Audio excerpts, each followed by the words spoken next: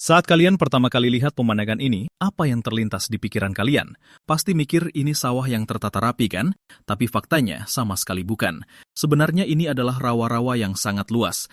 Dan gokilnya, ada banyak manusia yang tinggal di sini. Kalian pasti penasaran kan, di tengah rawa begini, gimana cara mereka bisa bertahan hidup? Makanya, ikutin terus perjalanannya bareng gue. Kali ini, Ed bakal ngeksplorasi area garis putih misterius yang tertangkap kamera satelit. Lokasinya ada di Papua Barat, sebuah kawasan rawa yang super luas. Ini benar-benar wilayah misterius yang belum banyak tersentuh. Kabarnya sampai sekarang masih ada suku kanibal dan berbagai suku primitif lainnya di sana. Biar bisa masuk ke rawa ini dengan aman, Ed udah bawa perlengkapan tempur yang komplit nih. Golok besar, obat nyamuk, perahu karet, dan pastinya satu kameramen andalan. Tempat pertama yang dia tuju adalah ibu kota Indonesia, Jakarta. Dari pelabuhan di sini, dia bakal berangkat menuju Pulau Kimaam yang berjarak 200 km lebih dari garis pantai. Masalah paling brutal saat ini adalah kendala bahasa. Dia nggak bisa ngobrol lancar sama warga lokal. Untungnya ada polisi lokal yang bisa bahasa Inggris. Dengar Ed mau pergi ke Pulau Kimaam, polisi itu dengan antusias ngeluarin peta dan nunjukin rutenya. Dia juga ngenalin Ed ke seorang pendeta terkenal di daerah itu. Karena pendeta ini sering pelayanan ke suku-suku pedalaman, jadi dia udah hafal banget medan di sekitarnya. Plus, dia juga menguasai bahasa suku setempat. Sangat krusial buat jadi translator Ed di saat darurat. Begitulah, bermodal alamat dari Pak Polisi, dia sukses nemu IN si pendeta dan ikut rombongan motor pendeta menuju Kimaam. Tapi perjalanannya jauh dari kata mulus, bro. Jalanan di sini cuma jalur tanah berlumpur yang penuh lubang. Naik motor di sini bener-bener bikin perut koclak. Di jalanan yang super berlumpur ini, mereka harus gantian naik dan dorong motor. Jalannya lambat banget. Makin parah lagi, nyamuk di sini brutal dan menyambut banget.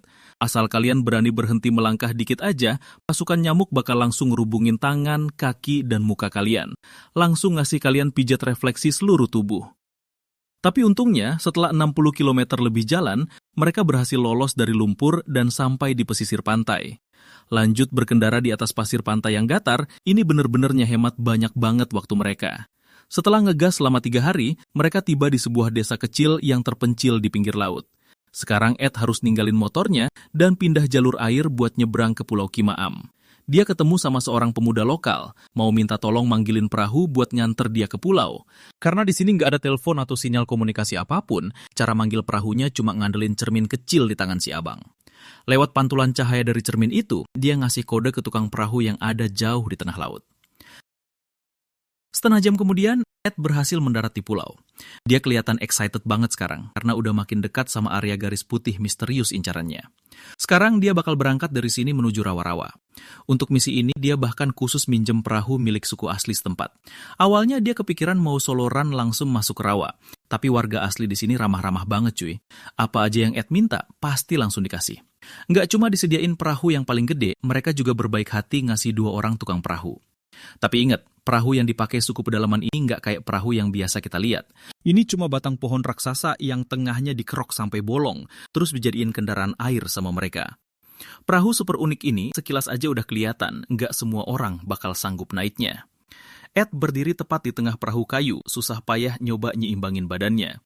Saat tukang perahu mulai nambah kecepatan, goyangan perahunya malah makin brutal, dan dalam sekejap dia langsung nyungsep ke sungai. Kayaknya kalau berdiri, pusat gravitasinya goyah nih. Mari kita coba sambil duduk. Kalau mentok, ya mending rebahan sekalian. Tapi Ed jelas meremehkan berat badannya sendiri. Baru aja jongkok, badannya langsung nyangkut di perahu. Jadinya serba salah. Berdiri nggak bisa, duduk pun nggak muat. Bikin warga di pinggir sungai ngakak ngetawain dia. Wah, gengsi dong si Ed kalau begini ceritanya.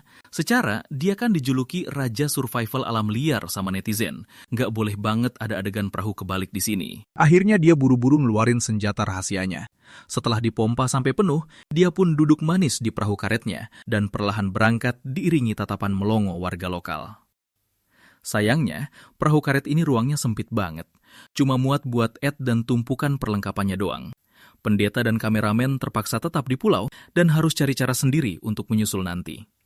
Tapi, semakin dia mendayung jauh ke dalam, Ed cepat sadar kalau perahu karetnya ini sama sekali nggak cocok buat medan sungai sekompleks ini. Belum juga jauh mendayung, jalur sungai di depannya udah makin sempit. Sekarang dia cuma bisa pakai dayung buat menekan dasar, lalu narik dahan pohon di tepi buat maju pelan-pelan. Brutal, bro.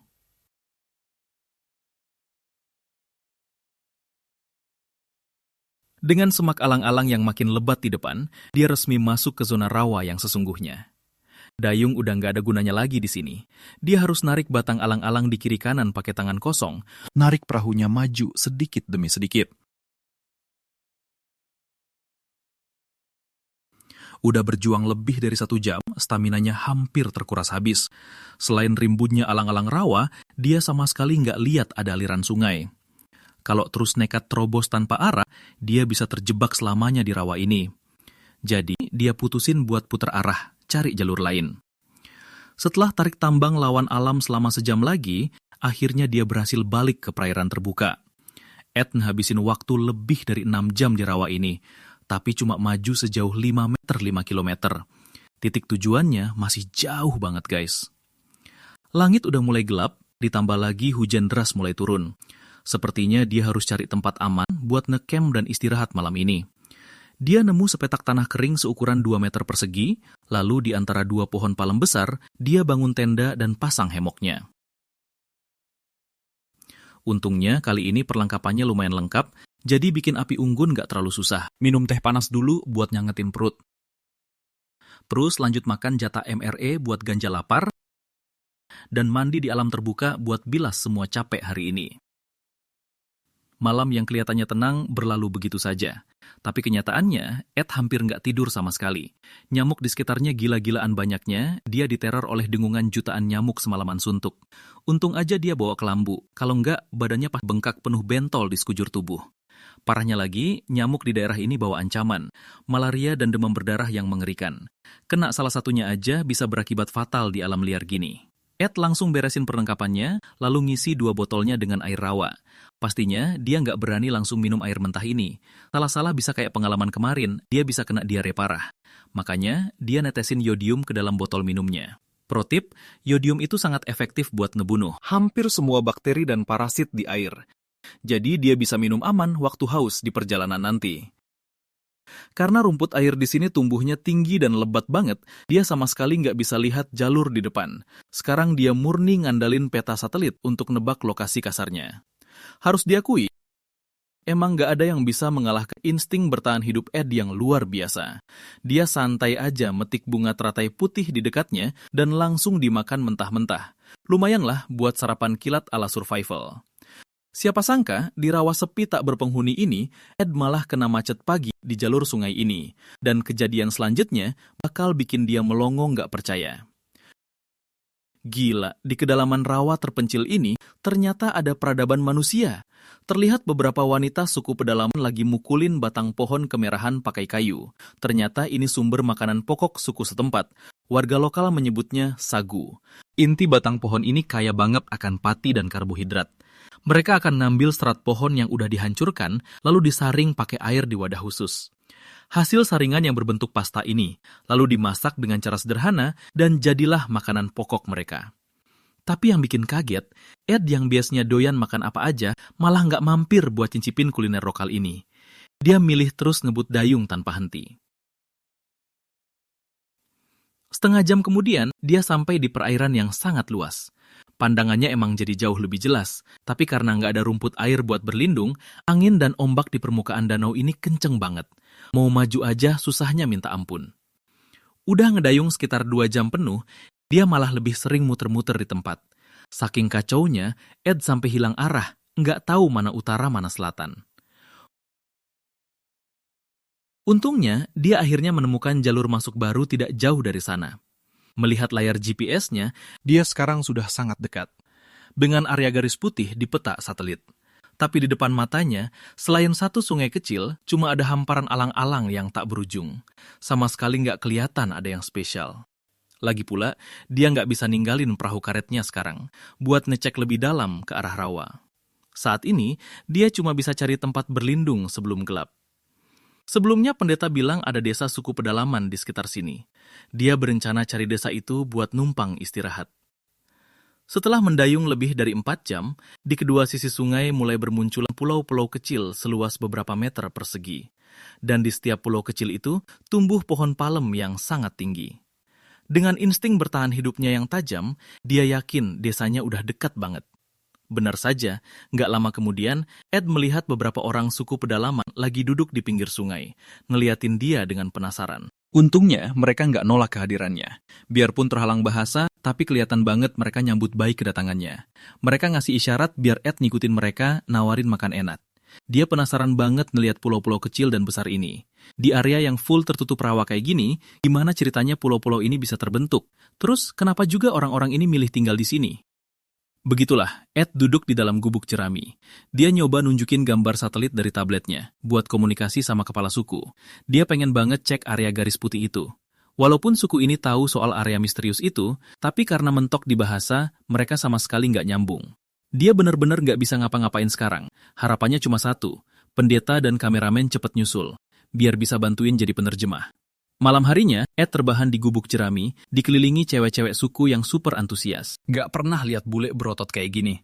Mereka memperhatikan setiap gerak-geriknya dengan sangat penasaran. Ed langsung merasa tidak nyaman, merinding parah. Dia mikir, kalau kelamaan di sini, jangan-jangan dia tidak akan bisa keluar dari tempat ini dengan mudah.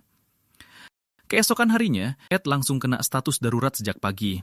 Ada pepatah bilang, panggilan alam itu nggak bisa ditahan. Dan sekarang dia butuh banget WC buat buang hajat. Untungnya, setelah heboh pakai bahasa isyarat, orang suku itu kayaknya paham maksud dia. Mereka langsung nyuruh 2 warga desa bawa dia naik perahu ke pulau kecil lainnya. Ed mengira ini adalah tempat khusus yang dipakai warga sebagai pulau WC masal. Pas banget, pendeta dan kameramen juga sampai naik perahu. Tapi setelah pendeta ngobrol sama kepala suku, mereka ternyata nolak mentah-mentah ide Ed. Tempat itu dianggap sangat suci bagi suku ini. Orang luar nggak boleh sembarangan masuk. Melihat ekspresi serius si kepala suku, sepertinya perjalanan eksplorasi ini bakal kandas di sini. Tapi di hari kedua, keadaan berubah cepat. Setelah semalaman melakukan bujukan maut, kepala suku setuju buat bawa mereka nemuin beberapa tetua lainnya. Selama mereka dapat restu dari para tetua, mereka bakal diizinkan masuk ke tanah suci itu. Begitulah, di bawah pimpinan kepala suku, mereka masuk lebih dalam lagi ke area rawa. Nggak nyangka, ternyata banyak banget orang suku asli yang tinggal di sini. Nggak lama kemudian, ritual dimulai. Sekelompok wanita dan anak-anak nyanyi melingkar di luar, dan para tetua di lingkaran dalam mulai nyembur mereka pakai ludah. Bahkan kamera mahal kesayangan si kameramen nggak luput dari serangan ludah ini. Untung aja kameranya anti air, kalau nggak, pasti udah korslet kena ludah. Ritual nyeleneh ini benar-benar bikin Ed melongo dan bikin si kameramen panik bukan main. Setelah kepala suku ngalungin seikat rumput air ke leher Ed, ritualnya pun resmi selesai. Sekarang mereka bisa ngikutin orang-orang suku ini buat masuk bareng ke area suci tersebut.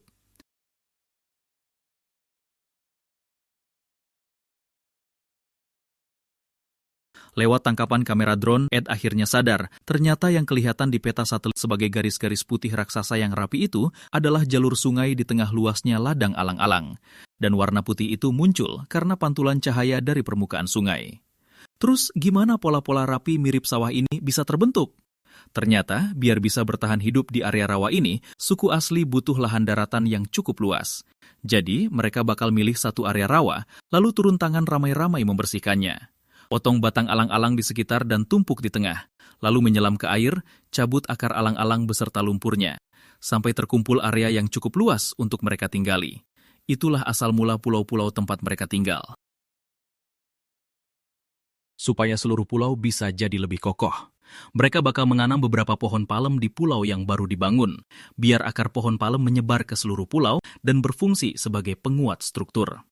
Dan agar tidak merusak ekosistem area alang-alang, biar sumber daya ini bisa terus beregenerasi tanpa henti. Mereka mengambil bahan dengan pola garis lurus untuk membangun pulau. Dan inilah kenapa di citra satelit terbentuk garis putih raksasa yang misterius itu, bro. Gimana, kalian merasa kehidupan suku primitif ini ajaib banget kan? Coba bayangin kalau kalian disuruh hidup sendirian di sini. Kira-kira sanggup bertahan berapa hari nih?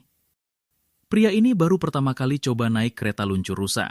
Gara-gara lajunya terlalu cepat, seketika ia kehilangan kendali dan keretanya langsung terbalik. Wah, gawat nih. Rusanya kabur bawa keretanya sampai hilang dari pandangan. Dia cuma bisa nunggu bantuan di tengah salju bersuhu minus 60 derajat. Yang lebih parahnya lagi, dia sadar jari kakinya yang terluka udah bengkak dan menghitam. Ada risiko nekrosis dan bisa diamputasi kapan aja. Menurut kalian, apa dia sanggup bertahan sampai tim penyelamat datang? Lokasi yang bakal dieksplorasi Ed kali ini adalah sebuah kawah raksasa misterius di pegunungan Siberia Timur. Kabarnya sering banget ada meteor jatuh di tempat ini. Siapa tahu kali ini dia bisa menemukan fenomena langka atau sisa meteorit untuk diteliti. Tapi di pegunungan ekstrim yang terus ditutupi salju abadi ini, suhu terendahnya bisa mencapai minus 60 derajat. Risiko terbesar Ed saat ini adalah terkena radang dingin gara-gara cuaca brutal ini. Demi bisa menyelesaikan tantangan kali ini dengan lancar, dia udah menyiapkan segalanya dengan sangat matang. Cuma dari sarung tangan tebal berbulu aja, dia udah nyiapin puluhan pasang buat dirinya sendiri. Begitulah Ed membawa kameramennya, bersiap berangkat dari Irkutsk di Siberia Timur, menuju tujuan yang berjarak lebih dari 2.000 km. Tapi karena penerbangan komersial di sini sangat sedikit, sekarang mereka cuma bisa dianggap sebagai barang bawaan dan dimasukkan ke ruang kargo pesawat. Setelah penerbangan selama 4 jam, mereka tiba di sebuah desa kecil yang terpencil. Ed, demi membuat kameramen bisa tenang, ikut menderita dan kelaparan bersamanya. Dia sengaja mencari guru cantik setempat sebagai penerjemah. Lagi pula, sumber daya mineral di daerah ini sangat melimpah. Dan si penerjemah cantik untuk menunjukkan keseriusannya pada pekerjaan ini, secara khusus mengatur agar Ed dan timnya menumpang truk besar pengangkut emas menuju pegunungan. Duduk di dalam truk pembawa emas ini, Ed merasa harga dirinya langsung naik berkali-kali lipat. Kalau beruntung, siapa tahu bisa nemu beberapa serpihan emas di dalam truk. Tapi perjalanan mereka sama sekali nggak mulus. Truk seberat 10 ton ini pertama-tama dengan mendebarkan melindas permukaan sungai beku yang retak, lalu disusul dengan drift 360 derajat yang super sulit dan sempurna. Akhirnya mereka berhasil sampai di kaki gunung pada sore hari, setelah menginap semalam di rumah seorang warga. Keesokan harinya, Ed sama sekali nggak peduli perasaan kameramennya. Dia langsung meninggalkan si penerjemah cantik dan berangkat, karena dia merasa perjalanan ini akan jauh lebih efisien jika bergerak dalam tim kecil. Yang perlu diperhatikan adalah, wilayah ini berada di dalam perbatasan Rusia dan merupakan habitat beruang coklat paling padat. Meskipun sekarang para beruang masih pada hibernasi, tapi tetap saja ada kemungkinan 1 atau 2 beruang yang karena sebelum musim dingin tidak makan cukup makanan, jadi terbangun lebih awal. Kalau sampai Ed ketemu 1 aja, wah, taruhannya adalah nyawa jika ia sampai berpapasan dengan mereka. Untungnya, Ed berpapasan dengan suku nomaden di tengah jalan. Demi bisa berjalan lebih baik di atas salju, dengan muka tebal dia minta ke suku nomaden yang ramah untuk dibuatkan kereta luncur khusus dari kulit rusa. Setelah belajar cara menggunakannya, dia langsung melesat mendaki ke arah puncak gunung yang menjulang tinggi di depan. Dia berencana naik ke puncak dulu, lalu melintasi beberapa bukit kecil untuk mencapai lembah sejauh 20 km di kejauhan. Tapi Ed segera menyadari kalau dia benar-benar meremehkan sulitnya berjalan di pegunungan salju, karena lapisan salju dan esnya setebal 2 meter. Setiap melangkah, betisnya terperosok dalam ke dalam salju. Kalau pas ketemu permukaan salju yang lembek, seluruh tubuhnya bisa langsung amblas ke dalam lubang. Seiring dengan salju yang masuk ke dalam sepatu dan perlahan mencair jadi air karena panas tubuh. Sekarang kedua kaki Ed membeku sampai menusuk tulang dan mati rasa. Setelah berjalan susah payah selama lebih dari 6 jam, dia baru sadar ternyata cuma maju sekitar 2 kilometer. Lagi pula sekarang hari udah mau gelap. Untuk saat ini dia cuma bisa mendirikan tenda terdekat buat nginap semalam. Tapi tepat saat dia susah payah mendirikan tendanya, dia hampir jantungan. Ternyata Ed menemukan di sebelah campnya ada jejak kaki beruang yang masih baru. Nggak disangka dia malah nyasar dan bangun kemah tepat di area beruang berkeliaran. Sepertinya di antara beruang-beruang itu ada juga yang kayak Ed, kadaran dan belum makan 3 hari. Benar-benar ada yang kebangun dari hibernasi karena saking laparnya. Tapi karena hari sudah mulai gelap, suhu udara juga turun drastis. Dia udah nggak punya cukup waktu untuk cari tempat lain buat bikin tempat berlindung dari awal. Sekarang dia terpaksa harus bertahan semalaman di sini. Dia cuma bisa berdoa, semoga saat bangun besok, yang tidur di sebelahnya adalah kameramennya, bukan seekor beruang kelaparan.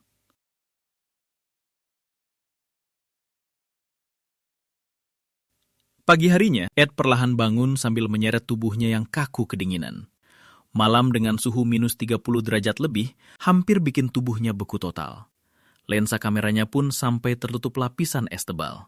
Sekarang, dia cuma bisa nyalain kompor dulu, ambil salju untuk direbus jadi teh hangat buat manasin badan. Setelah itu, dia kemas barang bawaannya dan bersiap lanjut jalan. Karena tanjakan yang curam ini sangat sulit dan makan waktu, ditambah lagi semakin ke atas, suhu di malam hari bakal makin ekstrim. Jadi, dia memutuskan putar balik ganti rute. Turun dulu ke kaki gunung, lalu jalan susur pinggir sungai yang medannya lebih landai. Tapi belum lama dia berjalan turun gunung, dia langsung dihadang rintangan baru. Di depannya ada lereng gunung yang lebih lebar dan curam. Terlebih lagi, pepohonannya sangat lebat. Kelihatannya rute ini jauh lebih brutal dari sebelumnya. Tapi udah nggak ada jalan mundur lagi. Dia terpaksa harus mendaki dan melewati gunung salju ini. Setelah jalan lebih dari setengah hari, langkahnya makin berat. Tenaganya hampir habis total. Sekarang, buat ngangkat kaki aja dia harus keluarin sisa tenaga terakhirnya. Dia bahkan mulai meragukan apakah arah yang dia ambil ini benar. Dalam kebingungannya, dia cuma bisa duduk diam di atas salju, mencoba menenangkan mentalnya yang hampir hancur. Akhirnya, karena udah benar-benar kehabisan akal dan tenaga, dia terpaksa telepon timnya buat minta dievakuasi. Jadi, menurut kalian, apa Ed masih bisa nyelesain tantangan ini? Setelah istirahat penuh semalaman dan ngisi ulang logistiknya, dia memutuskan buat berangkat lagi. Mencoba lagi jalan menuju kawah raksasa misterius itu. Kali ini dia lebih pinter. Dia sengaja nyari penggembala lokal, lalu numpang bersama mereka, pakai kendaraan khusus salju untuk berangkat. Nah, sekarang Ed bisa santai-santai. Duduk manis dan nyaman di atas kereta salju, sambil pegang tali kekang, dia terus mecut dua rusa kutub yang narik keretanya. Wah, kalau sampai kelihatan sama aktivis hewan, bisa-bisa dia dituntut karena penyiksaan hewan nih. Tapi, aksi arogannya ini langsung kena karma. Gara-gara melaju terlalu cepat, Ed yang seketika hilang keseimbangan, langsung terguling bersama keretanya. Setelah kejadian itu, dia akhirnya kapok dan gak berani macam-macam lagi. Dia cuma bisa pegang tali kekangnya baik-baik dan ikut rombongan rusa kutub itu meluncur santai. Tapi karena rute yang dipilih para penggembala itu sebagian besar berada di atas sungai es, Ed yang duduk di belakang rusa malah kecipratan air salju ke sekujur tubuhnya. Di pegunungan dingin dengan suhu minus puluhan derajat ini, basah kuyup jelas bukan hal yang sepele. Basah total berarti panas tubuhnya bakal cepat hilang. Sepertinya tumpangan gratis ini ternyata nggak seenak itu ya, numpang gratis. Akhirnya dia memutuskan untuk turun dari kereta salju, pisah dari rombongan, dan lanjut jalan kaki sendiri. Berbekal pengalaman gagal pertamanya, kali ini dia nggak bakal dengan gegabah mendaki gunung lagi, tapi memilih jalan yang lebih aman, yaitu menyusuri permukaan sungai. Apalagi sebelum berangkat dia udah bawa makanan yang cukup dan ganti pakai sepatu bot gunung yang lebih tebal. Sekarang dia penuh dengan rasa percaya diri. Namun ternyata jalan menyusuri permukaan sungai nggak seaman yang dia kira. Jalan di atas es nggak cuma gampang terpeleset, tapi dari bawah kakinya juga sering banget terdengar suara retakan es. Bikin dia jalan dengan deg-degan parah. Terlebih lagi, dia sadar kalau lapisan es di sungai depannya udah tipis banget. Air sungai di bawah es sampai kelihatan jelas. Kalau sampai kecemplung ke air yang dingin menusuk tulang ini, sudah pasti akibatnya akan sangat fatal bagi keselamatan jiwanya. Sekarang dia terpaksa harus mengubah arahnya. Dia mulai berjalan mendaki jalur yang paling tidak ingin dia lewati. Setelah merangkak lebih dari 5 jam, sekarang dia sudah sangat dekat dengan kawah misterius itu. Tapi tepat pada saat ini, Ed yang baru saja bisa sedikit bersantai, tiba-tiba merasakan sakit yang menusuk di jari kakinya. Dan seiring dia terus berjalan, jari kakinya yang awalnya terasa sangat sakit, sekarang perlahan mulai mati rasa. Dia sadar kalau kakinya sudah terkena radang dingin frostbite yang parah. Sekarang dia terpaksa harus berhenti dan mencari tempat yang pas untuk mendirikan camp. Di tempat yang sangat dingin ini, menyalakan api adalah prioritas utama kalau mau bertahan hidup. Ed mengumpulkan beberapa ranting kecil di sekitar sana, lalu menyalakan apinya lebih dulu. Setelah itu, dia memotong batang pohon yang lebih besar dan meletakkannya di antara dua pohon besar sebagai balok atap. Lalu menyusun batang-batang pendek secara menyamping dengan sudut 45 derajat. Begitulah cara dia membangun tempat berlindung yang sederhana. Untuk memaksimalkan kehangatan, dia langsung habis-habisan menebang banyak kayu dan membuat deretan api memanjang di depan tempat berlindungnya. Dengan begini, dari ujung kepala sampai ujung kaki, dia bisa merasakan kehangatan 360 derajat. Benar saja, tidur di alam liar, camp buatan sendiri jauh lebih cocok buat Ed daripada tenda. Tak lama kemudian, malam pun tiba. Saat ini, suhu di sekitarnya sudah turun drastis hingga minus 40 derajat. Untungnya, dia sudah menyiapkan cukup kayu bakar agar apinya tetap menyala.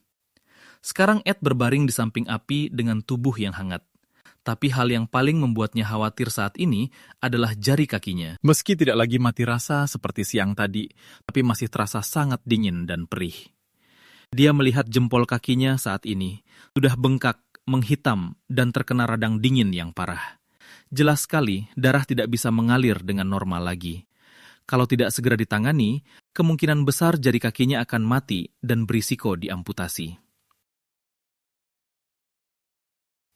Keesokan harinya, setelah menahan sakit semalaman dan akhirnya baru bisa tertidur, dia terbangun karena tersedak asap tebal.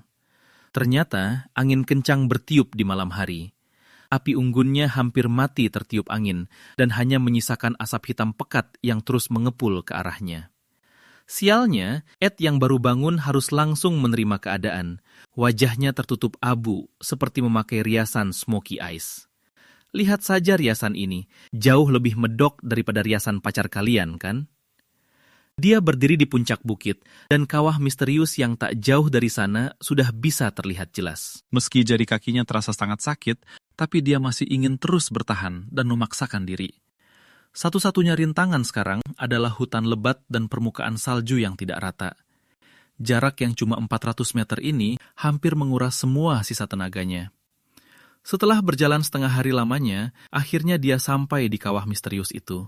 Tapi sejujurnya, kawah ini tidak terlihat semenakjubkan atau semisterius yang dibayangkan. Tapi setidaknya Ed telah membuktikan dirinya.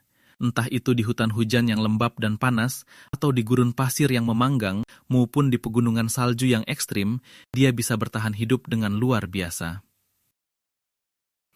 Pria itu berlari sekuat tenaga di tengah gurun. Namun detik berikutnya, dia jatuh berlutut dengan keras ke tanah. Pandangannya mulai buram dan tidak jelas. Kemudian dia merasakan perutnya mual hebat, dan tiba-tiba ada semburan kuat yang tak terkendali keluar dari dalam tubuhnya. Menurut kalian, apa dia bisa keluar dari gurun ini hidup-hidup? Lokasi yang akan dijelajahi Ed kali ini berada di Gurun Danakil, di wilayah utara Ethiopia. Ini adalah tempat paling panas dan paling gersang di dunia. Dia akan masuk ke dalam jantung gurun untuk menjelajahi 6 titik hitam misterius di citra satelit. Konon katanya ada kemungkinan besar bahwa di sanalah tempat awal mula umat manusia. Sebelum berangkat, dia harus melakukan persiapan yang matang.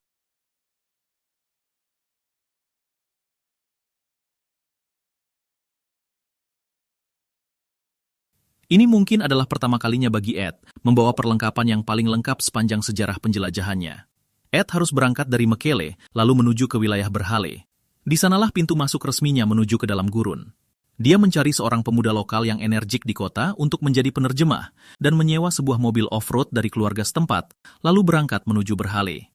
Di tengah perjalanan, Ed juga melihat banyak sekali unta yang membawa beban berat. Unta adalah alat transportasi utama di wilayah sana. Apa yang dibawa di punggung unta-unta ini adalah balok-balok persegi yang kalian lihat ini.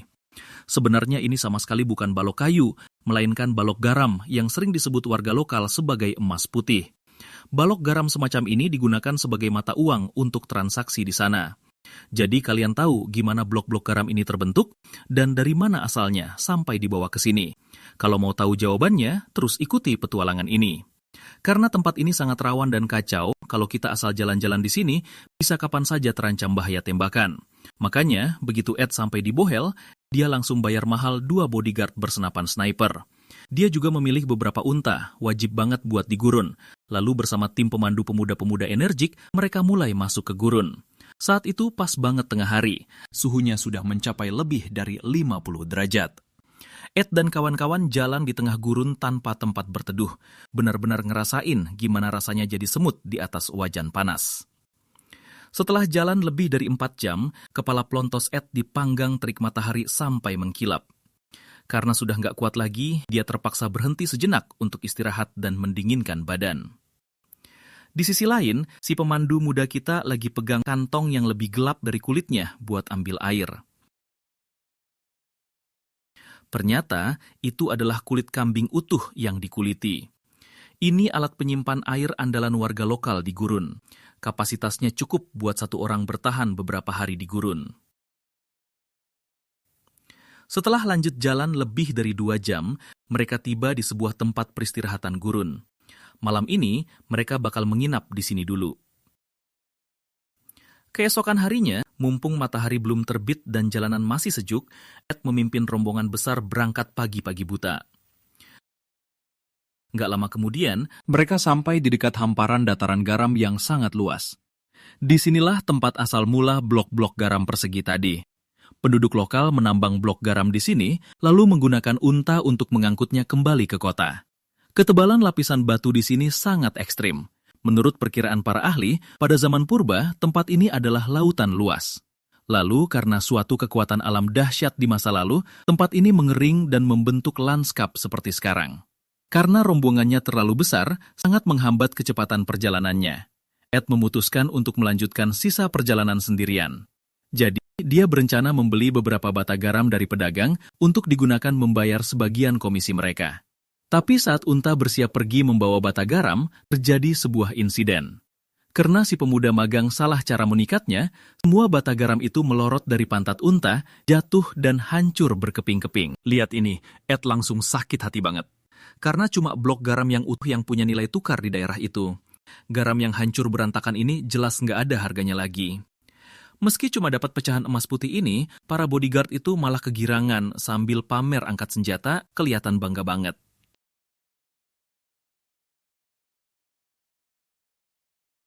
Mereka tiba di sebuah desa kecil. Ed memilih 2 ekor unta yang kelihatannya jinak, lalu dia membersihkan bagian dalam kulit domba, bersiap untuk mengisinya dengan air tawar yang bersih. Tapi sepertinya kulit domba ini langsung dipakai setelah disembelih. Bagian dalamnya sama sekali belum dicuci bersih. Air yang keluar dari dalamnya cuma air darah yang keruh. Begitulah, Ed meninggalkan timnya dan bersiap berangkat sendiri di malam hari. Makanan dan air yang dia bawa cuma cukup untuk bertahan selama 3 hari. Jadi, dia harus menemukan titik hitam misterius di citra satelit dalam 3 hari. Lagi asik jalan, tiba-tiba dia merasa perutnya mules melilit. Seperti ada kekuatan dahsyat dari dalam yang mau meledak keluar. Wah, gawat nih. Entah karena minum air kotor, atau memang nggak terbiasa dengan lingkungan sekeras ini, Ed kena diare parah. Di tengah gurun sepanas ini jelas bukan pertanda bagus. Pagi hari, matahari baru saja muncul di ufuk, suhunya langsung tembus lebih dari 40 derajat. Suhu tubuh yang terlalu tinggi di gurun sangat berpotensi memicu kegagalan organ dan berujung kematian. Saat dia lagi berjalan di pasir yang panas terik sampai kepalanya pusing dan matanya berkunang-kunang, dia samar-samar melihat ada sesuatu yang bergerak perlahan di kejauhan. Kirain matanya sudah mulai halu, dia berusaha membelalakan mata untuk melihat lebih jelas. Begitu kelihatan, Ed langsung mandi keringat dingin. Ternyata unta yang berjalan di belakang, entah kapan sudah lepas dari talinya dan kabur. Masalah besar nih, karena semua cadangan air tawarnya ada di punggung unta itu. Tapi sekarang tangannya sedang menuntun unta yang satu lagi, jadi sama sekali nggak bisa mengejar lari si unta kabur.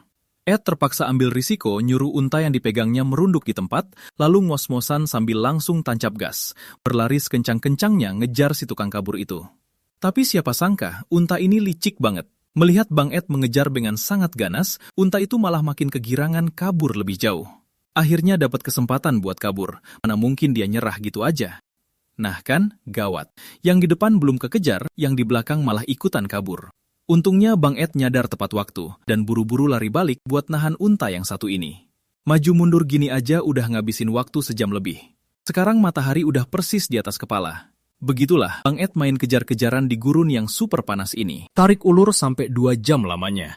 Mungkin untanya ngerasa Bang Ed terlalu ngebosenin, jadi dia berhenti dan diam di tempat. Demi ngejar unta dan air tawar penyelamat nyawa yang dibawa, dia sampai harus jalan balik sejauh 2 kilometer. Ngabisin banyak banget tenaga, sekarang dia wajib istirahat bentar. Suhu sekarang udah tembus 50 derajat lebih. Air di dalam kantong kulit kambing itu udah kecium bau busuk yang lumayan bikin mual. Jadi dia buru-buru ngeluarin roti dari tas dan mulai ngunyah. Setelah jalan kaki seharian, Bang Ed ngerasa badannya udah nggak enak banget. Kepala pusing berkunang-kunang, tenggorokan kering kerontang rasanya mau nyemburin api. Parahnya lagi, perutnya sekarang lagi kerasa diaduk-aduk. Tiba-tiba, dorongan dahsyat dari dalam perutnya langsung nyembur keluar, muntah gila-gilaan ke atas pasir. Kondisi tubuhnya benar-benar drop dan mencapai batas maksimal. Tapi yang paling apes sih gigi seri Bang Ed yang kelaparan ini. Baru juga dibenerin beberapa hari lalu gara-gara copot pas gigit mangga mentah. Belum sempet dipakai ngunyah protein, sekarang malah copot lagi kebawa muntah parah. Sekarang dia muntah-muntah plus diare. Badannya bener-bener jadi super lemes, dehidrasi parah. Dia juga udah nggak berani minum air busuk di kantong kambing itu, jadi cuma bisa istirahat semalaman buat mulihin tenaga. Biar nggak kena panas terik siang hari, Bang Ed udah narik untanya buat jalan dari jam 3 pagi. Jalan dari gelap gulita sampai terang benderang. Seiring matahari terbit, dia balik lagi ke mode telur rebus kepanasan. Di lingkungan ekstrim ini, kondisinya yang lemes bikin pandangannya mulai kabur. Rasanya kapan aja bisa ambruk dan pingsan. Pas dia ngerasa udah bener-bener nggak kuat, samar-samar dia ngelihat tumpukan batu hitam di depan sana. Pas dideketin, rupanya dia akhirnya nyampe di tujuan. Ternyata titik hitam yang ada di citra satelit itu beneran tumpukan bongkahan batu vulkanik hitam ini. Nah, sekarang pertanyaannya, siapa yang nyusun tumpukan batu misterius di tengah gurun ini? Dan apa fungsinya coba? Bang Ed yang udah kehabisan tenaga ketiduran di dekat tumpukan batu itu. Tapi pas dia bangun, malah kaget melihat ada pria kulit hitam yang aneh lagi senyum ke arahnya sambil mamerin gigi seri yang runcing banget. Pemandangan horor ini sukses bikin bulu kuduknya merinding. Di tengah gurun terpencil yang gak ada siapa-siapa ini, gimana ceritanya ada orang tiba-tiba muncul di sebelahnya? Jangan-jangan dia merangkak keluar dari tumpukan batu itu. Tapi dari manapun asalnya orang ini, setidaknya sekarang perjalanan pulang Bang Ed ada yang nemenin. Begitulah, 2 orang dan 2 ekor unta berjalan bersama untuk mencari jalan keluar dari gurun ini.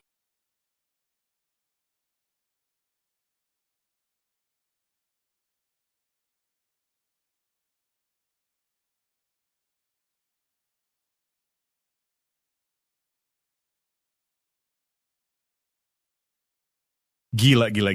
Bang Ed lagi pesta pora di alam liar nih guys. Bukan cuma nangkep ikan pari hitam puluhan kilo dengan tangan kosong, dia juga berhasil mancing piranha yang giginya tajam-tajam. Langsung aja dia bikin perapian di tempat dan masak piranha bakar arang yang imut plus ikan pari panggang.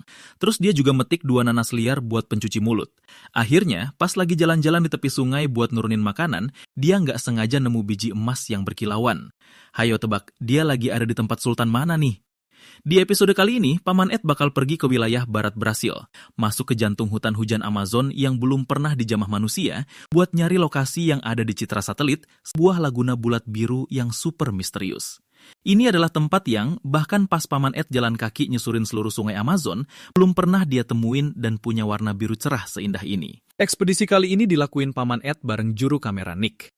Mengingat pedalaman hutan hujan purba itu penuh bahaya tersembunyi, makanya kali ini Paman Ed mempersiapkan segala sesuatunya dengan sangat detail. Hampir aja ngebawa seluruh isi rumahnya. Mulai dari hemok, kelambu, sepatu buat baja khusus hutan, dayung serat karbon, kapak tebang, botol air ukuran jumbo, sampai topi pelindung kepala. Pokoknya apa aja yang bisa dibawa langsung dijejalin ke ransel. Paman Ed berangkat dari London dan harus transit 3 kali penerbangan, ngelewatin lebih dari 10.000 kilometer buat nyampe di Brasil Tengah. Terus dia mendarat di bandara yang paling dekat ke danau misterius Amazon, yaitu Bandara Alta Floresta. Sekarang, danau incaran Paman Ed ada di arah utara dengan jarak sekitar 250 km. Dan sebuah anak sungai Amazon di dekat kota kecil itu kebetulan mengalir melewati tempat ini. Sekarang dia harus pergi menukar uang, sekalian bertanya kepada warga lokal rute terbaik untuk perjalanannya. Dan di tempat penukaran uang ini, Ed menemukan cara orang lokal menghasilkan cuan. Di bilik bagian belakang, orang-orang sedang melakukan transaksi emas. Wilayah Amazon memang kaya akan sumber daya tambang emas. Keluar dan ambil segenggam tanah saja, kau bisa menyaring bongkahan emas. Dari obrolan mereka, Ed mengetahui bahwa akan ada kapal penambang emas yang masuk ke pedalaman hutan hujan. Dia bisa melihatnya dari kejauhan yang pedalaman hutan hujan. Dia bisa menumpang kapal itu untuk ikut masuk. Di bawah panduan pemuda lokal yang energik itu, dia tiba di rumah seorang bos penambang yang dipanggil jenderal. Menurut penjelasan sang jenderal, kapal mereka akan pergi ke lokasi penambangan di hulu sungai. Nanti Ed bisa turun dari kapal di sana, lalu berjalan kaki menuju tujuannya. Setelah itu, mereka langsung berkendara ke tempat kapal bersandar. Nah, bisa kalian bayangkan? Lahan kosong super luas yang dilihat Ed di sepanjang jalan ini, luar biasanya 35 tahun lalu, masih merupakan bagian dari hutan hujan Amazon. Tapi karena pesatnya pembangunan kota, luas hutan hujan Amazon di wilayah Brasil kini terus menyusut dengan laju 4% setiap tahunnya. Mungkin dalam waktu dekat, rekor Ed berjalan kaki menyusuri seluruh sungai Amazon akan selamanya jadi sekedar mitos. Kalau ada lagi yang mau mencoba tantangan ini, mereka cuma bisa menantang diri berjalan menyusuri dataran Amazon yang sudah gundul. Dan seiring dengan terus rusaknya hutan hujan, kehidupan suku pedalaman yang tinggal di dalamnya juga terkena dampak yang sangat memprihatinkan. Hal ini membuat hubungan kedua belah pihak jadi sangat tegang. Jadi demi menghindari konflik yang tak diinginkan, mereka sekarang harus mengambil jalan memutar, sebisa mungkin menghindari wilayah suku Indian. Setelah menempuh lebih dari 4 jam perjalanan, mereka akhirnya naik kapal menuju jauh ke pedalaman hutan hujan. Tak lama kemudian, mereka tiba di markas penambangan emas bawah air. Para pekerja akan menyelam ke dasar sungai sedalam 20 meter, menggunakan pipa isap raksasa untuk menyedot lumpur dari bawah, lalu menyaringnya berulang kali untuk mendapatkan bongkahan emas. Dan tepat di seberang mereka adalah wilayah kekuasaan suku Indian, yang juga merupakan masalah paling pelik yang harus dihadapi Ed selanjutnya. Karena suku pedalaman ini sangat antipati terhadap orang luar. Masuk sembarangan tanpa izin sangat mungkin memicu konflik yang membahayakan keselamatan.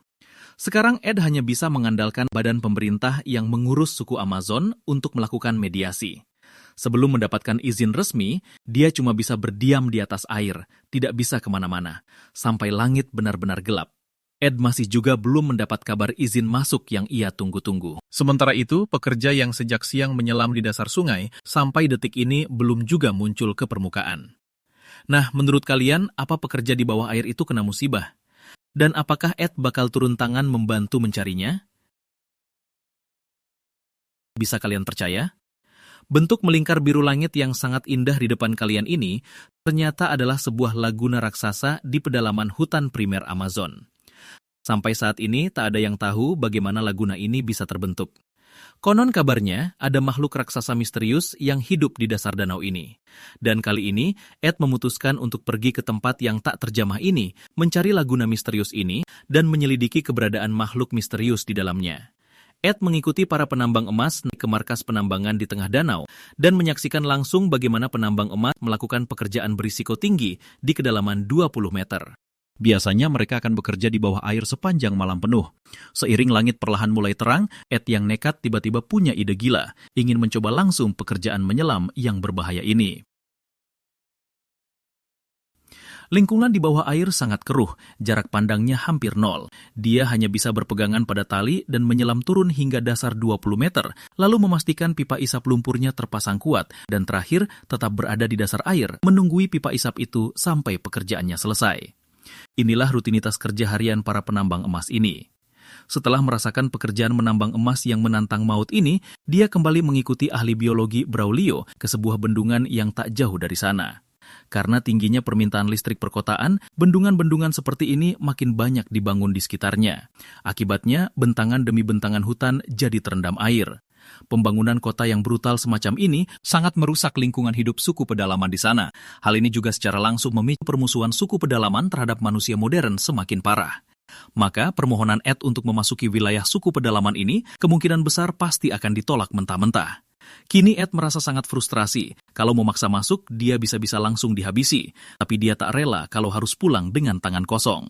Syukurlah pada saat itu, Braulio memberinya sebuah petunjuk baru yang membawa harapan.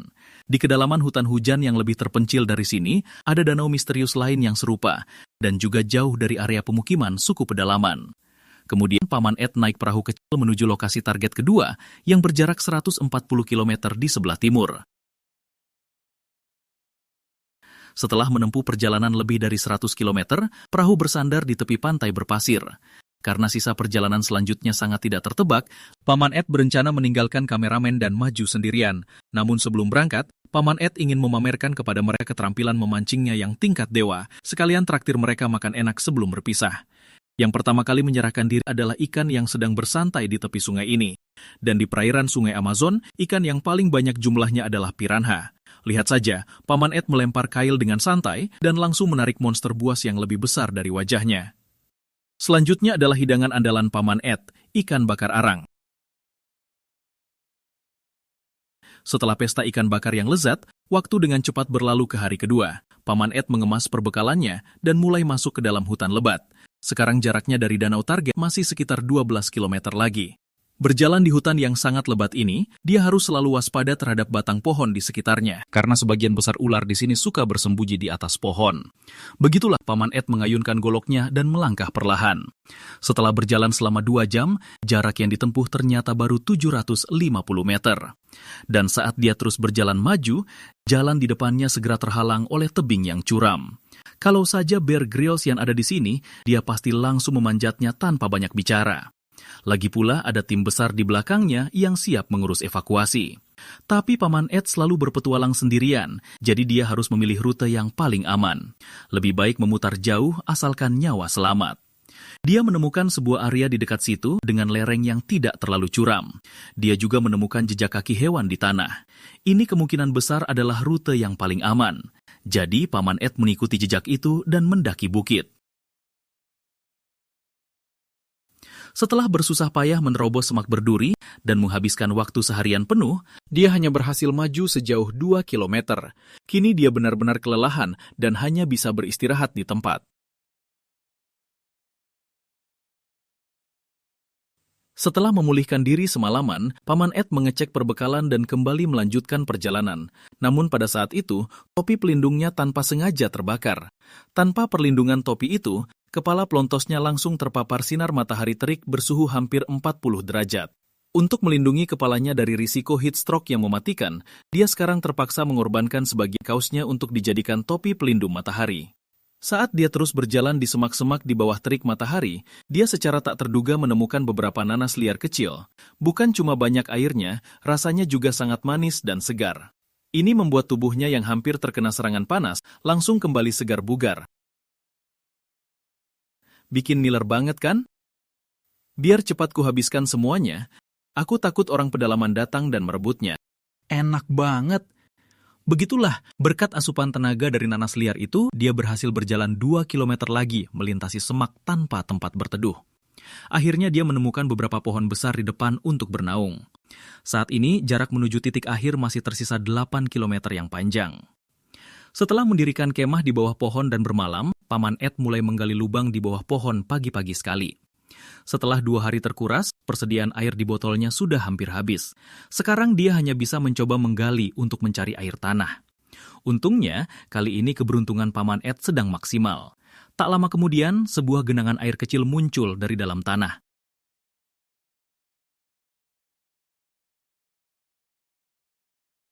Setelah mengisi penuh botolnya dengan genangan air keruh itu, Paman Ed kembali melanjutkan perjalanannya. Seiring dengan berkurangnya semak belukar yang lebat, pemandangan berganti menjadi hutan pepohonan yang tinggi.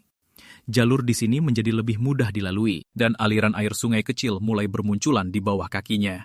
Dengan air sungai yang bersih ini, Paman Ed tak perlu lagi khawatir diare gara-gara minum air keruh.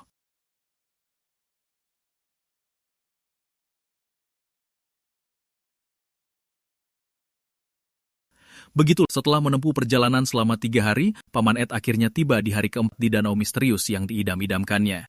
Kemudian dia mengeluarkan perahu karetnya, bersiap masuk ke danau untuk mengamatinya lebih dekat. Namun saat dia baru saja mendayung ke tengah danau, suara benturan keras dari sesuatu yang menghantam permukaan air terdengar dari kejauhan. Tak lama kemudian, sesosok bayangan raksasa berenang dengan cepat mendekati permukaan menuju seberang. Meskipun Ed langsung melompat dari perahu dan mengejar sekuat tenaga, dia tetap saja kehilangan jejak makhluk itu. Setelah itu, Ed menerbangkan drone buat memantau seluruh area danau ini. Ed yakin banget kalau danau misterius ini kemungkinan besar terbentuk dari hantaman meteor ratusan juta tahun yang lalu. Nah, menurut kalian, gimana sih laguna bundar raksasa ini bisa terbentuk? Kalau kalian nemu makhluk yang meliuk-liuk membentuk huruf S di atas pasir kayak gini, jangan pernah niru kelakuan si Ed yang nekat ngeliatin sedekat itu. Karena ini adalah ular berbisa yang super mematikan. Orang biasa kalau berani nyentuh, udah pasti langsung pindah alam, bro. Ada yang tahu nggak ini spesies ular apa? Di episode kali ini, Ed bakal berangkat ke pedalaman liar di Zambia Barat, Afrika, buat nelusurin apa yang kelihatan di citra satelit sebagai kumpulan titik hitam misterius yang dikelilingi cahaya putih. Sampai sekarang, nggak ada satupun yang tahu gimana titik-titik ini bisa terbentuk. Makanya, Ed nekat ngambil risiko buat menyingkap misteri di balik tempat ini. Kali ini, Ed pergi dengan perlengkapan seadanya. Seperti biasa, Ed mengandalkan perlengkapan taktis dan pengalaman bertahun-tahun. Dan bareng juru kamera andalannya, Johnny, mereka terbang langsung menuju Zambia. Setelah 2 kali transit penerbangan dan lolos tes wajib virus Ebola, mereka lanjut naik pesawat perintis menuju Bandara Mongo di ujung barat Zambia. Saat ini target lokasi Ed masih berjarak 500 km lagi, tepatnya di dataran luas di sebelah sungai Zambezi. Sekarang dia harus menuju pelabuhan perikanan terdekat, Kalabo. Awalnya sih Ed berencana nyewa perahu lewat jalur air biar cepat sampai. Tapi setelah nanya-nanya harga ke para tukang perahu, harganya ternyata gila-gilaan, tembus jutaan. Malah makin ditanya, makin mahal harganya. Takut diperas abis-abisan, dia langsung mutusin buat batalin niat itu. Lagian dia kan gak jago-jago amat berenang. Kalau ada kejadian tak terduga di air, peluang selamat buat lompat dan kabur itu kecil banget. Mending nginep dulu semalam di sini sambil mikirin rencana selanjutnya. Keesokan harinya, dia mantep nyerah sama jalur air dan mulai nongkrong di pinggir jalan buat nyegat truk tumpangan. Bareng warga lokal, dia ngikut aja kemanapun truknya pergi. Dan saat Ed ngira semua orang di bak truk ini cuma pekerja biasa yang numpang, dari obrolan dia baru sadar kalau cewek di depannya ini ternyata adalah putri mata dari suku Lozi. Wah, Ed langsung merasa super tersanjung, bro. Nggak nyangka pria biasa kayak dia bisa seumur hidup duduk satu truk bareng Tuan Putri. Tapi pas Ed baru aja mengobrol panjang lebar buat PDKT sama sang putri, truk besarnya tiba-tiba berhenti. Ed yang masih bingung pun ngikutin rombongan turun dari truk. Ternyata truk ini bukan tujuan langsung ke Kalabo. Sekarang mereka harus jalan kaki menuju Lealui, yang mana adalah markas besar keluarga kerajaan. Nggak lama, Ed ngikutin sang putri sampai ke istana. Karena setiap pendatang asing yang mau diam dan keliling di sini harus dapat izin resmi dari pihak kerajaan. Akhirnya, dengan penuh hormat, Ed masuk ke ruang pertemuan dan mulai diinterogasi abis-abisan sama para sesepuh kerajaan. Untungnya, aksi epik Ed jalan kaki menyusuri sungai Amazon dulu udah melegenda. Hampir semua orang tahu nama besarnya. Begitu para sesepuh dengar kalau dia adalah Ed Stafford yang asli, nada bicara mereka langsung berubah jadi ramah. Akhirnya, Ed sukses diterima menginap sebagai tamu kehormatan. Bahkan dia beruntung bisa makan malam romantis pakai lilin di rumah sang putri. Melihat fisikmu yang kuat, sepertinya kamu pantas tinggal dan jadi menantu kerajaan. Menjadi bagian dari mereka, itu adalah sebuah pemikiran yang menarik, namun petualangan menantinya. Saat ini, jarak Ed ke lokasi target masih tersisa sekitar 100 km lagi. Biar bisa cepat sampai, dia harus ninggalin istana dan kesempatan emas jadi pangeran kerajaan ini. Buat kembali ke alam liar yang bikin perut keroncongan tiap hari. Tapi pepatah bilang, isi perut dulu sebelum jalan jauh. Sarapan mewah kali ini jelas nggak bakal dilewatin sama si Ed tukang lapar. Setelah perut kenyang dan puas, Ed pun akhirnya mulai berangkat. Sekarang dia bakal naik transportasi air khas warga lokal untuk memangkas jarak. Kano tradisional ini sebenarnya cuma batang pohon yang dikerok bagian dalamnya. Dan di sungai yang penuh dengan tanaman air rapat kayak gini, cuma kano panjang dan ramping inilah yang bisa meluncur bebas tanpa hambatan. Tapi mengarungi wilayah sungai ini, tingkat bahayanya sangat tinggi, bro. Soalnya di air bukan cuma ada buaya, tapi juga kuda Nil. Keduanya benar-benar penguasa predator di sini. Kano sekecil ini bisa dibalik dengan gampang banget sama mereka. Baru minggu lalu, anak dari bapak tua ini cuma gara-gara ngeliatin kuda Nil betina. Akhirnya diserang sama kuda Nil jantan yang cemburu buta, menggigit hancur Kano dan membuatnya tewas di sungai. Mendengar insiden mengerikan kuda Nil membunuh orang ini, Ed sekarang duduk di atas kano dengan perasaan was-was. Takut tiba-tiba ada rahang raksasa berdarah yang muncul dari dalam air. Setelah mendayung seharian, mereka akhirnya keluar dari perairan dangkal dan masuk ke aliran utama sungai Zambezi yang lebih luas. Kemudian, dia mengikuti si pemuda ke rumahnya di hulu sungai. Untuk membuktikan bahwa dia bukan cuma beban yang numpang makan, Ed nekat ikut tim pria suku lokal buat menangkap ikan. Tapi malam hari adalah waktu paling aktif bagi kuda Nil dan buaya. Penduduk lokal yang tewas di rahang kuda Nil tiap tahun gak terhitung jumlahnya. Dan sebelum mereka sempat berangkat, setengah dari 4 tukang perahu malah udah kabur duluan. Ini bikin nyali Ed langsung ciut. Di tengah kegelapan pekat ini, cuma terdengar suara kuda Nil, tapi wujudnya sama sekali nggak kelihatan. Ini bikin jantung semua orang berdebar-debar nggak karuan. Soalnya kuda Nil itu punya insting teritorial yang sangat kuat, dan hewan ini terkenal sangat agresif serta tidak dapat diprediksi. Nggak ada yang tahu apa yang bakal terjadi sedetik kemudian. Akhirnya, demi menyelamatkan nyawa, pemuda lokal itu dengan tegas membatalkan perburuan yang kelewat bahaya ini, dan membawa rombongan kembali ke zona aman. Keesokan harinya, Ed naik perahu berangkat dari Kalabo dan lanjut menuju Lua. Karena tujuan perjalanannya kali ini ada di dalam cagar alam satwa liar yang gak cuma penuh dengan hewan buas berbahaya, tapi juga berisiko ketemu pemburu liar bersenjata. Demi keselamatan perjalanan ini, atas syarat dari Markas Taman Nasional, Ed menyewa seorang pengawal bersenjata buat ikut jalan bareng. Saat ini, jarak ke lokasi tujuan masih sekitar 50 km lagi. Demi keamanan si kameramen, Ed memutuskan dengan tegas menyuruhnya standby di tempat dan cuma bawa si pengawal jalan kaki lanjut ke depan. Setelah seharian menempuh perjalanan, waktu udah hampir maghrib. Ed sampai di sebuah hutan dan mulai mendirikan tenda untuk bermalam. Sementara si pengawal mengecek potensi bahaya di sekitarnya. Nggak lama, dia menemukan lubang tanah besar nggak jauh dari situ, yang di dalamnya berisi banyak genangan air kotor. Supaya aman untuk diminum, dia harus menimba semua airnya keluar, lalu membiarkannya meresap kembali ke dalam lubang setelah disaring oleh tanah. Dengan begini, mereka bisa dapat air tawar yang lumayan bersih. Ini juga trik bertahan hidup yang sering dipakai penduduk lokal, guys. Tentu aja ini bikin Ed yang suka minum air kotor girang bukan main. Udah belajar skill baru, mana takut lagi sama genangan air mati. Setelah makan malam sederhana dan istirahat semalaman, mumpung matahari yang terik belum menampakkan diri, mereka berdua kembali melanjutkan perjalanan di pagi buta. Seiring dengan langit yang makin terang, berbagai jenis makhluk hidup juga mulai beraktivitas. Tak lama kemudian, mereka langsung ketemu camilan pedas favorit Bear Grylls. Ini adalah seekor anak ular puff adder, beludak mematikan, dan temperamennya lumayan galak. Melihat yang datang adalah Ed, si pemakan segalanya, ular itu langsung masuk mode mengamuk.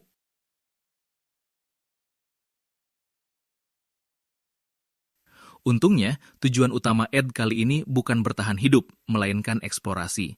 Jadi, si camilan ular ini selamat dari maut. Tapi saat Ed melanjutkan perjalanannya, dia melihat kawanan anjing liar hutan muncul dari balik semak belukar di depan. Untungnya, mereka cuma diam mengawasi keduanya dan gak melakukan tindakan agresif. Tapi begitu malam tiba, kawanan anjing liar itu perlahan mulai mendekat ke arah kemah Ed.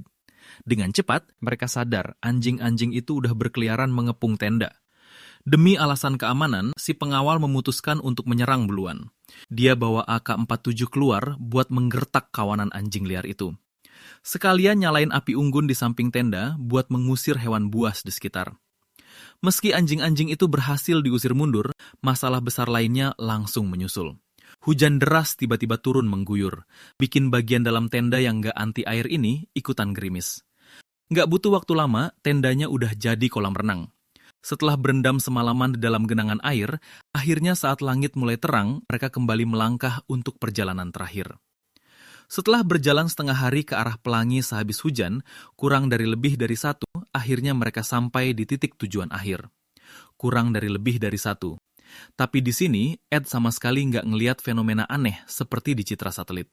Kurang dari lebih dari 1. Ternyata, gambar yang muncul di satelit itu adalah penampakan saat lubang-lubang tanah ini terisi penuh oleh air hujan. Namun lubang-lubang ini sebenarnya dibuat oleh manusia. Penduduk lokal menggali batu di sini untuk bikin beton bangunan sekolah. Tapi mengambil apapun dari dalam cagar alam itu tindakan ilegal. Makanya pembangunan sekolah yang baru setengah jadi itu terpaksa dihentikan. Melihat orang lokal yang sekedar ingin bangun sekolah saja sudah jadi kemewahan, kamu sadarkan betapa kita harus bersyukur dengan kehidupan kita sekarang? Nah, petualangan eksplorasi Ed di Zambia kali ini juga berakhir sampai di sini, guys.